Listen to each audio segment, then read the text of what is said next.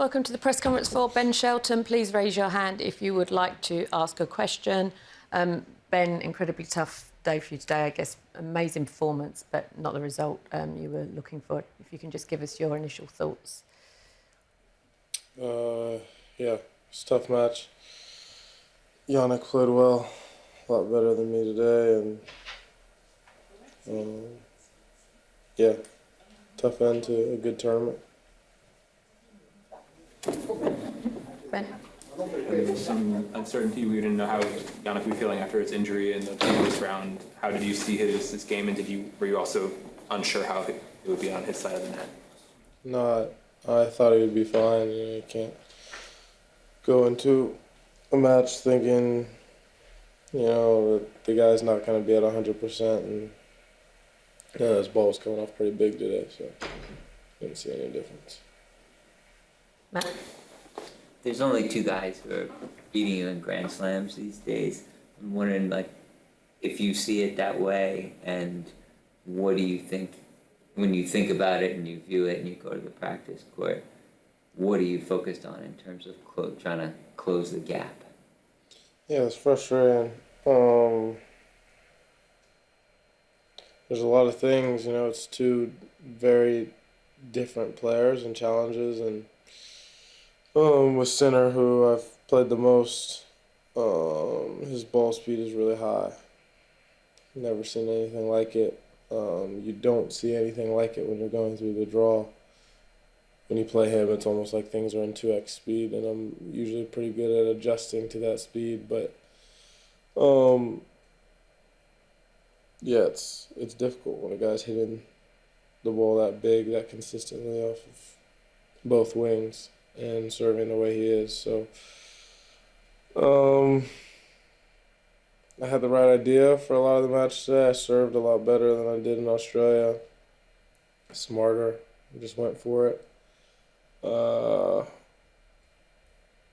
But my first serve percentage dropped in the moments that I needed it, and I probably just played too tentative. It was almost like a lot of the forehands that I was hitting that I needed to go for, that you need to go for against a guy like that. I was kind of spinning them, topping out, like I was playing on a slower hard court or a clay court. And for me, I'm still learning on the grass what works, what's most effective, and I didn't, have a great day today of doing things that were going to make him uncomfortable.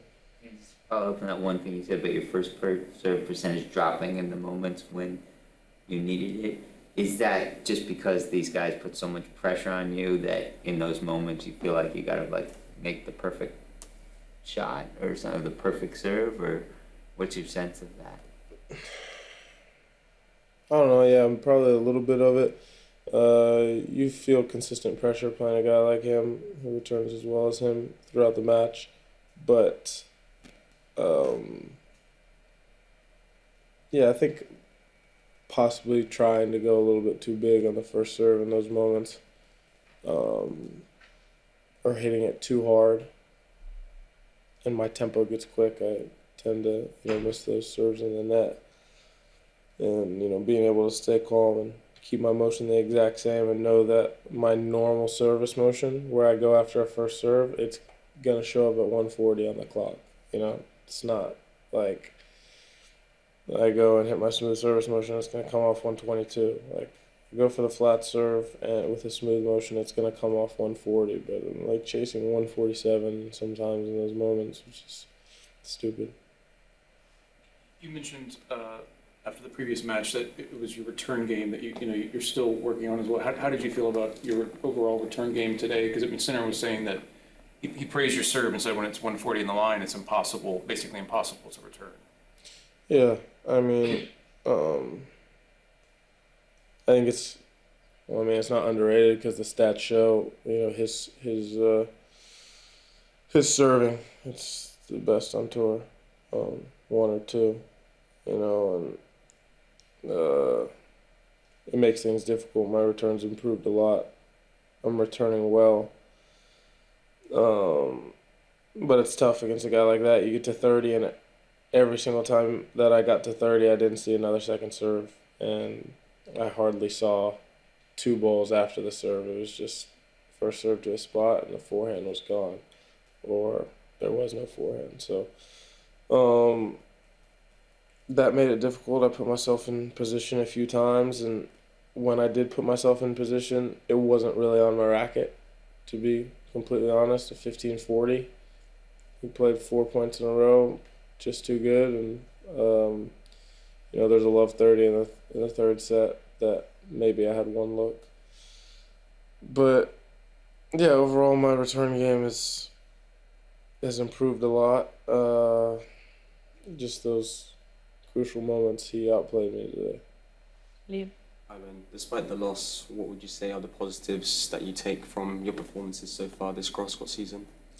And feeling more comfortable on grass for sure. The way I'm moving, the way I'm returning, hitting the ball from the ground, it's better. It's not where I want to be. But I have 6 weeks to do everything humanly possible to be ready and better at the U.S. Open. It's my favorite tournament of the year, and yeah, gonna go after it for these next however many weeks that I have. Howard? Are there things you can take from the success you had in Paris and the success you had here, both the best you've done at these two events, but completely different services, but are there things that can transfer to the hard courts and the rest of the season for you? Yeah, there's no doubt in my mind I'm going back to my favorite surface now in the U.S. summer, a better player compared to where I was in March. There's no doubt. Just athletic ability, movement, ball tolerance, shot selection, feel, finishing at the net, return game. It's like playing on these uncertain surfaces where there are bad bounces or the ball checks off the line, or on clay, yeah, you have a lot more bad bounces. You learn to adjust, and I feel like my game has improved a lot, got a lot better. So fitness is huge in the U.S. summer. That's one of my main focuses before I start in DC. And yeah, I just want to be at my best at the U.S. Open. Lucy? Ben, tough one today. So congrats as well for making it to the quarterfinals. You're only 22 years old and you've made quarterfinals now of every Grand Slam. Does that kind of fill you with confidence going forward in terms of, you're quite the early stages of your career, but you've achieved quite a lot in a significant short time?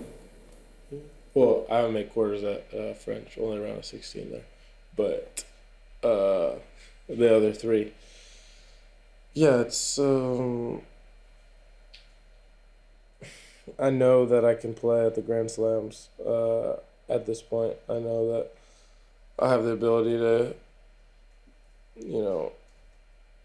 be deep in the tournament when it's 3 out of 5 sets. And at this point, it's just, what I do when I get there. Obviously playing against the best guys in the world where everyone's feeling the sharpest. And yeah, there's just things that I have to improve on. So yes, I could sit there and be like, wow, 22 years old and I've been able to do these things and achieve these things, but my mind is, I don't know, critical. I'm a critical thinker. I'm, trying to solve problems. I know that I'm not where I want to be, and that's kind of what I'm focusing on. Obviously, being closer and being in the later stages makes you even more hungry and makes you feel like you can do it and you can break through. So I'm definitely grateful for these opportunities and runs that I've had to the late stages of these tournaments. But yeah, my mind is just kind of locked in on the work that I have to do. Okay, Willie, did you have a question? No? Okay, we'll take one more from Ben and then we'll... Sort of following up on that, just emotionally, like what's your degree of satisfaction versus dissatisfaction with these results you've posted this year at the slams?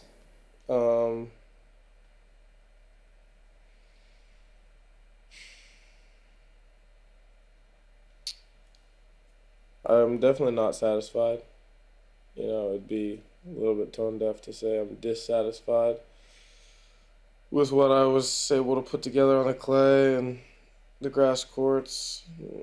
I always say that I want to, go one step deeper at the big tournaments than I did the year before, and I've done that at every slam this year. I've done something that I haven't done before in Australia, the French, and here. So I wouldn't say that I'm satisfied, but yeah, can I be or feel confident coming off, the first 3 slams of the season, going into the 4th, and encouraged and excited about the opportunity at the U.S. Open because of what I've put together so far this year, yes, but yeah, at the same time, still stings. Okay, thank you very much. Thank you.